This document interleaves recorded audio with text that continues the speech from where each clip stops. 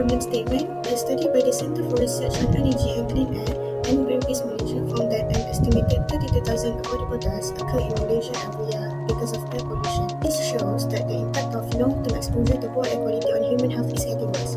So the objective of this project is to detect the air quality of the surrounding, to trigger buzzer and LEDs whenever the air quality of the surrounding is poor, to raise the awareness about air quality of the surrounding and to empower individuals to take action.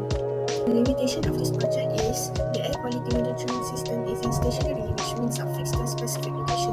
This limits its ability to capture real-time data from various areas, which it may not capture the full extent of air pollution across different areas. Secondly, some sensors may be sensitive to external factors such as temperature, humidity, and pollutants other than target pollutants. This response to external factors will affect the accuracy of measurements.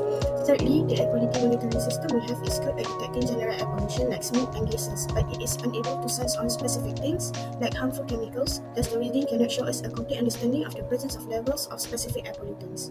So about the project, the construction of the air quality monitoring system covers both the design of hardware and software components. The Arduino board is constructed with the hardware circuit design. Blink was utilized in the process of developing the computer program to see the result. A microcontroller, which is the Arduino Uno, acts as the brain of the system, collecting data from the sensor and performing calculations. Besides, ESP8266 provides wireless connectivity to transmit air quality data to user's device. The air quality sensors such as DHT11 and MQ135 detect the pollutants. The result from the ESP8266 is shown by using Blink. The purpose of the air quality monitoring system is to identify the air quality of the environment. It can raise awareness of individuals about the importance of monitoring air pollution and its impact on health and the environment. Thus, it is a simple and low cost to monitor air pollution and transmit data wireless. So this is the flowchart of the project. First, the system will start, and then the sensors will read humidity and temperature values. After that, it will calculate humidity value and temperature in Celsius. Then, it will print the DHT11 instance. If humidity and temperature values are invalid, they will update the data to LCD. So the LCD will display the humidity and temperature in Celsius, while the serial monitor will print fail to read from the DHT11, and then end off the system.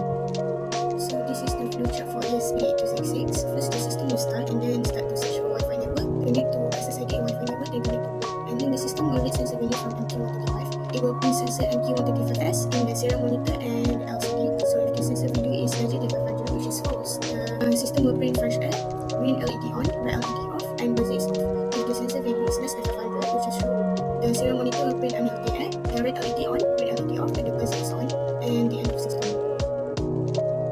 This is the codes for temperature and humidity sensor part. In this part, we are using the DHT11 sensor and LCD. So first line and second line is the library for LCD and DHT11. At line 3, we connect the DHT11 data pin to pin 6 for Arduino. Then we define the DHT type we are using is DHT11. At line 5, that is the digital pin of the Arduino connected to the LED.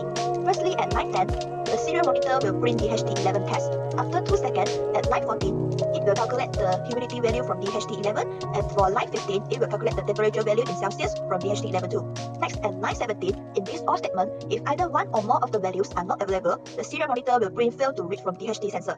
Then at line number 20, in LCD part, the first row will display the humidity value from the float H, which is as the previous line number 14. Next, from line 23 until 27, the second row of the LCD will display the temperature value. Then from line 27 and 28, it will print the humidity value in serial monitor. And line 29 until 31, it will print the temperature value in serial monitor. Lastly, it will delay 0.5 seconds before repeating the loop. Next, this is the code for MQ135 with ESP8266. In this part, we connect the gas sensor with the ESP8266 and the Blink application. So firstly, we add the library for the ESP Wi-Fi, which is in line 2, and line 3, the library of the Blink application, and line 4, the library of the MQ135. Then at line 5, we declare the authentication token, line 6, add Wi-Fi SSID, and line number 7, Wi-Fi password that we are connected.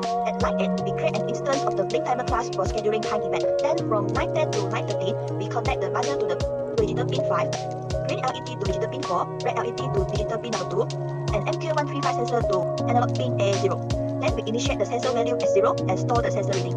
Next, from line number 15 to 17, we set the bit mode for buzzer, green LED, and red LED as output. At line 18, the serial monitor will print sensor MQ135 test. Then it will delay 0.5 seconds before to the next stage. Next, at line 21, the blink begins is to connect to the Blink server using the authentication token, Wi-Fi SSID, and Wi-Fi password. And line number 22, the timer set interval is to set up a timer interval of 1 second to execute the gas sensor function periodically. Then at line 24, it reads the analog value from MQ135. Then the serial monitor will print air quality value based on the sensor value. At the same time, if the sensor value is more than 300, the serial monitor will print unhealthy air and the red LED and buzzer will turn on. And line 33, the sensor value also will send to the Blink server using the virtual pin V2 from ESP Wi-Fi. Then from line 33 to 38, if the sensor value is below 300, the serial monitor will print fresh air and the green LED will turn on. Then this sensor value also will send to the Blink server using the virtual pin V2. Then at line 40, this system will delay 2 seconds for each sensor value calculation. Then for line 42, the Blink run is to ensure communication with the Blink server. And the timer run is to execute the scheduled time event defined in the Blink timer object, such as calling the gas sensor function at a specific interval. So in our project, we use MQ135-D11 and also ESP8266. Next, we continue with a circuit diagram. For the HT11, we sketch it in two applications such as Tinkercad and also Proteus. So the connection in Tinkercad is LCD connected with Arduino Uno and also connected with a breadboard. There is two resistors here, the HT11 and also potentiometer. It's the same as in Proteus. So you can see here, this is the connection. So the function of the HT11 is to measure the humidity and temperature value, and it spreads our digital signal on the other pin. The potentiometer is connected to the LCD. It is to adjust the brightness of the LCD. And then the HT11 has three pins, which is VCC, data pin, and ground. So the connection is like VCC pin connected to resistor and 5V, and then ground pin connected to the ground, data pin connected to digital pin 6. And for LCD part, LCD pins are connected, ground connected to the ground, VCC connected to 5V, and then we connected to the output pin of potentiometer, RW connected to ground. So for RS, E4, D5, D6, and D7 connected to digital pins at number 12, 11, 5, 4, 3, and 2. For MQ135, we just sketch in one application. It is in Proteus. MQ135 is sensor to measure the air quality value. So MQ135 has 4 pins, which is VCC, ground, DO, and DO. So for the connection for VCC is connected to 3V3 pin, ground connected to ground, V out connected to analog pin DO, and for buzzer, the stick pin connected to D1 pin, and then for negative pin connected to the ground. For LED connection, green LED connected to D2 pin, and for red LED connected to D4 pin.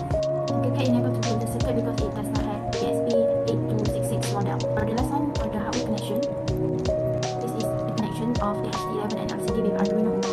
And then next one is MQ135 with ESP8266. This is for the complete circuit. For the output, okay, you can see here MQ135 green LED, we use 2 LED, green LED and red LED, buzzer ESP8266, HT11, potentiometer, LCD, and Arduino Uno. For the last one, we can see at the bottom the side of Arduino Uno and also the side of ESP8266. So that's all. Thank you.